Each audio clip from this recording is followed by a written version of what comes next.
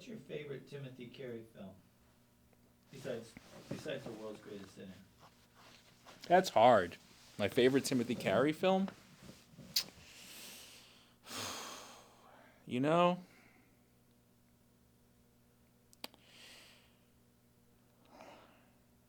my favorite Timothy Carey film would be the film that would only have Timothy Carey in it and nobody else. Because every film that he's been in, everybody around him pales so much in comparison to him that it's almost like he's so brilliant. And I'm not saying this because I'm trying to, be poetic and blow smoke up somebody's behind. I mean, I'm saying it's because I really believe this, and this is how I really feel, that his acting is so amazing that when you watch, Poor White Trash with Peter Graves, it's like, where did they find this guy? It's just pathetic. Even Paths of Glory, which everybody says is, Kirk Douglas is amazing, but when you think about it, if you look at it, he plays such a stilted character, and he plays it so, straight and so dull. And then you got Timothy Carey there carrying on and doing all this stuff that it's just very, very hard to think that any of these films, are really up to the level and standard of what he is. So it's very, very difficult, actually, to pick a film in its entirety and say this is my favorite film, because it's really his scenes that make me want to watch, and the rest of the film is just kind of like an afterthought. Minnie and Moskowitz, he's in the film the first 15 minutes of the film as Morgan Morgan. After that, I shut it off because I think the rest of the film is horrible. And but I have to say, if I have to pick one, if I have to say which film really, really, nails it for me as far as he's concerned, or I think which film does him the most justice, it would have to be Stanley Kubrick's The Killing. That film is it's demented, but it's well done. His acting is superb. He really plays a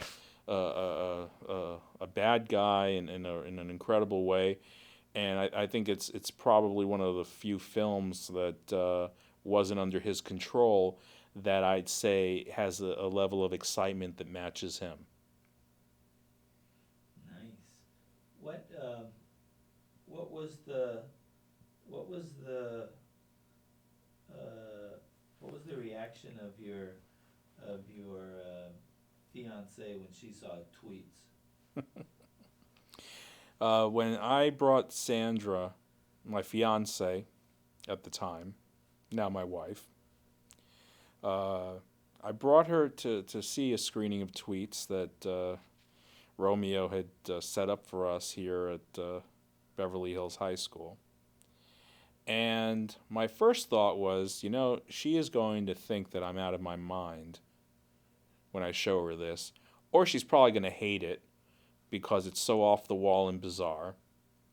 And at the time we had just started going out, so I didn't really know her that well and her sensibilities.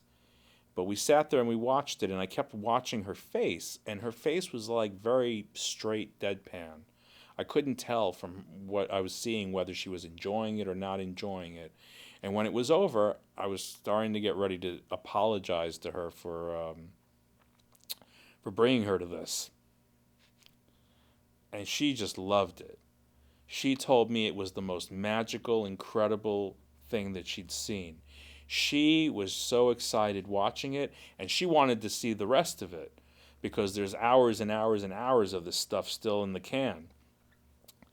And, well, what can I say? That's solidified our love even more, because here I found a woman who can appreciate Timothy Carey in all of his guises. And, yeah, I knew she was a keeper. Tweets. Now, what are we off to now with Sinner? What do you aspire to get to the next level?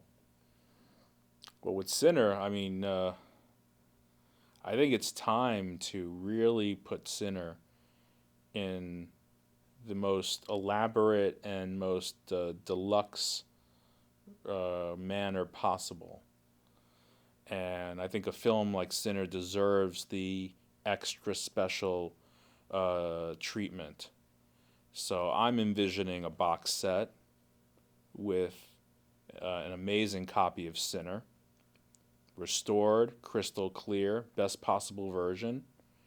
Also, I would love to see the long version of Sinner that's been sitting in a can that runs close to 3 or 4 hours that I've never seen, that I'm dying to.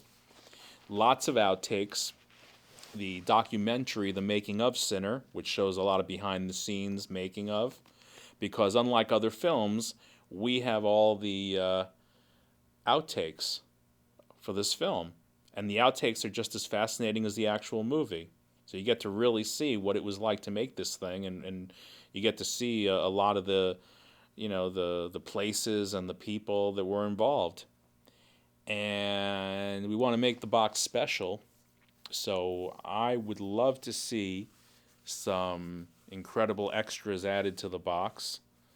Some lenticulars of Timothy Carey, where you could actually feel him reaching out at you. We're going to put some fun things in there, too. We're going to put little paste-on goatees so that you can feel like God Hilliard when you go out. And some buttons.